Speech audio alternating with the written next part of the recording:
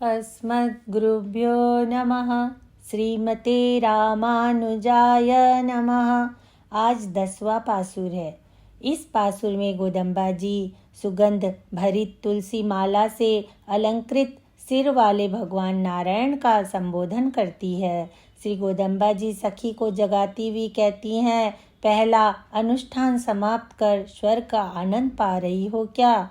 दूसरा, कवाट नहीं खोल रही हो, मधुर वाणी भी नहीं सुना रही हो।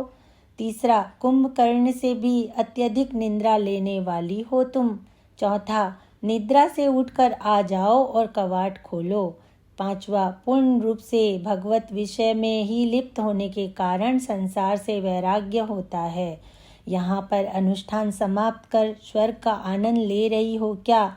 इसका अर्थ कर्म, ज्ञान, भक्ति आदि को छोड़कर भगवान के शरणागत हो जाने पर मोक्ष अत्यंत सुलभ है। यहाँ पर स्वर्ग का अर्थ होता है मोक्ष। सामान्य भाषा में स्वर्ग का अर्थ है देवताओं का लोक, जो भी वेदांतियों को नरक सा ही है। स्वर्ग यानी सु जोड़ वर्ग, सु घटाए श्रेष्ठ और वर्ग महात्माओं की गोष्ठी। स्वर्ग श्रेष्ठ महात्माओं की गोष्ठी। उपायांतर आदि छोड़कर एक आचार्य का आश्रय करने से अंतिमोपाय निष्ठ साधुओं की गोष्ठी में प्रविष्ट होना। कवाट नहीं खोल रही है, मधुर वाणी भी नहीं सुना रही है। इसका अर्थ है आचार्य से निवेदन करते हैं कि आप कृपा करके हमें मार्गदर्शन दीजिए, हमारी परीक्षा मत कीजिए। श्री रामानुज स्वामी जी से पहले के आचार्य लोग शिष्य की योग्यता देखकर उपदेश देते थे। श्री रामानुज स्वामी जी ने इस प्रथा को बंद करके सभी संसारी जीवात्मा पर कृपा करते हुए उपदेश देने लगे। आचार्य की स्तुति करना शिष्यों का कर्तव्य है। शिष्य से ही जाने वाली स्तुति से प्रसन्न होकर भगवत भागवत आचार्य कैंकर्य देने वाले पूर्ण स्वरूप हैं आचार्य।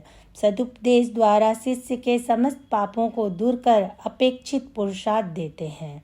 कुंभकर्ण से भी अत्यधिक निंद्रा करने वाली हो तुम। निद्रा से उठकर आओ और कपाट खोलो।